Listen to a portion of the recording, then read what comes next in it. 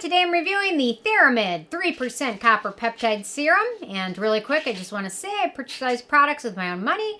I'll never waste your time with sponsored ads or videos. So if that's something you're into, like, subscribe, share the video.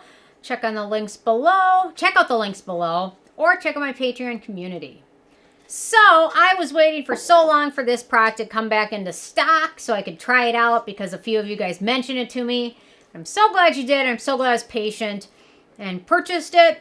And when they had their sale, I purchased the big size.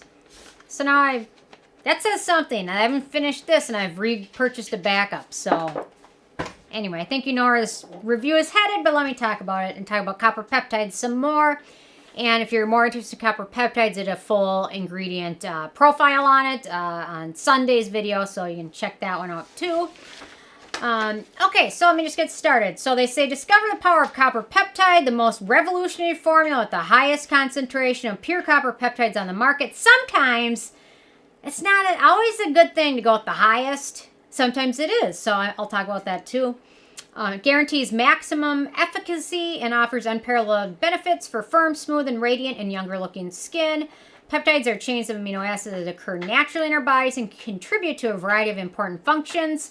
But the number of peptides in our skin decreases with age. In particular, copper peptides, one of the most researched peptides in skincare, are responsible for stimulating collagen synthesis, antioxidant and anti-inflammatory activity, and accelerated wound healing and skin repair. There's also some research on them for hair growth. So anyway, so sometimes it might be worth checking that out. This one you wouldn't want to use for hair growth, but you can always buy the powder, which I'm testing now, and mix it in with a little bit of a light serum or a hyaluronic serum. It seems to work well that way. So anyway, so copper peptides probably at this point one of my favorite ingredients. It's tough because ascorbic acid is amazing and more well understood. I say copper peptides are a close second. Okay, in terms of the packaging of this, it is a glass bottle with a pump dispenser on it. It's very effective, efficient. Glass is nice because it's recyclable. The pump is nice. And I believe this will unscrew. So, yeah, it does unscrew. So if at the very end you feel like there's a little bit left, you can scrape it out of there. One of my friends gave me a little scraper tool. One of the best gifts ever. It's probably like super cheap too, but it was so useful. In terms of denatured drying types of alcohol, it does not contain any of those. It's also fragrance-free and has no real noticeable scent to it, which is nice for sensitive skin types. Ike is snoring a little bit. He's laying down right here. Okay, the manufacturing location for this one is Spain, so no issues with that. I don't see that often, so I think it's sold by Niche Beauty Labs, which also owns, I think, 4 other brands underneath it, and I think they're based in Spain. Okay, so ease of use. So this one's got a really nice lotion-y texture, serum-y lotion texture. It is fluorescent blue, which I love. Anyway, so a little bit of this goes a long way. And it soaks in really nicely. So I'd recommend using this. You can use it morning or evening, whichever one works easier for you. Man, those blue veins in my hand, I can just see them. It's like they illuminated after I put that on. My other hand doesn't look like that. Anyway, I don't know. It's an observation about my blue blood. Anyway, so you can use it morning or evening. I don't necessarily think you need to use it twice a day. Copper peptides are shown to have a little bit of a reservoir effect in skin, where if they soak in, even after you wash it off, it still is working in your skin hours later. Ascorbic acid has the same kind of deal. You can put vitamin C on in your morning or evening routine, and even after you wash it off, it still is benefiting your skin hours later, even after you wash it off. So that's an amazing ingredient that does that. So once it soaks in, it sets to a natural finish. It's not matte, but it's not shiny. It's not tacky at all. It works well underneath other moisturizers and products. So I will say, if you want to use this in your morning routine, be cautious. If you can use it with a chemical sunscreen, that is what I recommend. There's some conflict about using copper peptides with the zinc-based sunscreen because the zinc and copper peptides, or copper and zinc, they react to each other. So if you use it in the morning, if you can use it either with a titanium dioxide-based sunscreen or a chemical sunscreen, At this point, that's the safest bet. If you ask 100 different people, you'd probably get different answers from everybody. If you use it in your evening routine, be cautious using it with products with a very low pH because it's thought that the low pH can break up the bonds of the peptide and render it useless, or some people even think, or it could render it not useless, but irritating. I haven't experienced that, but so keep that in mind. So if you're using it in the evening, be cautious using it with exfoliants, alpha hydroxy acids, beta hydroxy acids. Some people recommend not using it with retinoids, or very strong antioxidants. And then, of course, vitamin C and copper peptides don't play well. If it's ascorbic acid, because ascorbic acid really requires a pH, typically like a lot of them are around like 3, 3.5. So if it's around that pH and it's going to be low, it's going to break the bonds of the peptide perhaps. It's still not definitive, but that's just conjecture from what the research has stated. So keep that in mind. If you're going to use this, try and use it as the star of the show and not mess around with other stars. Like ascorbic acid is its own star. Retinoids, they're their own star. Exfoliants, they're their own star. So that's what I recommend. If for some reason you're determined to use it with other actives, if you can use neutral layers in between, perhaps that might be enough to neutralize the pH between those steps to not break the bonds. Then again, if you're getting 3-4 steps in to your routine and you're applying this, will it be able to soak in and fully work? I don't know. And I guarantee that one, if you asked 100 different people, you get 100 different answers. That's my thoughts. So anyway, it does layer nicely with other moisturizers and things like that. Maybe if you use exfoliants and things like that, maybe if you can alternate them. That's kind of what I tend to do. I use the copper peptides one day, exfoliants one day, retinoids one day, and then start over. I guess it's kind of like skin cycling, but we've been doing that for ages without a label on it. So anyway, so very easy to use. If this product is easy to use. Copper peptides are high maintenance in and of themselves. This product is easy to use. The texture is nice. It soaks in nicely. It plays well with other products. Copper peptides in and of themselves are high maintenance. But then again, lots of other ingredients are high maintenance and they do great things. So we make the sacrifice for ascorbic acid, a lot of us. Or we make the process of beginning a retinol because it's worth it. So in the long run, in my opinion, it's worth it. It is high maintenance, it's sacrificing, it's being organized. Might be slowing down on other product use, but it's worth it. Okay, off my soap stand or whatever, soapbox, off my soapbox. With ease of use, because the product's easy to use, copper peptides are high maintenance. The other thing is, if you can use it with microneedling, I find that people seem to really notice benefits when using it with microneedling or a doctor pen, or I see an esthetician, so after she does microneedle, I'll use this for a couple days afterwards, and it seems to work well. Okay, on to the beneficial ingredients of this one. There's a lot to talk about. Okay, first off, we've got betaine. It's a humectant. I'm not going to focus too much on all of the ingredients. We're going to focus on the stars in this one. Next up, we've got 3% copper peptides. Copper peptides are cell-communicating ingredients. They're antioxidants. They're soothing ingredients. Peptide found in the 1970s, I believe it was 1974, by Lauren Picard. Its unique wound-healing properties. It stimulates the breakdown of unhealthy collagen in scar tissue and stimulates healthy collagen production in skin. It stimulates skin-identical ingredients such as collagen, elastin, and glycosamine glycans in skin, which is what we want. We want more collagen production. It helps us look more youthful. It has significant anti-inflammatory and antioxidant benefits on skin. Also may help with elasticity, firmness, fine lines, and wrinkles. It may also help with clarity and improve hyperpigmentation.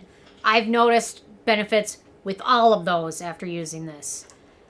There is nothing that it hasn't helped my skin with, and I find after I've been really religious with using copper peptides, I find myself using foundation less and less.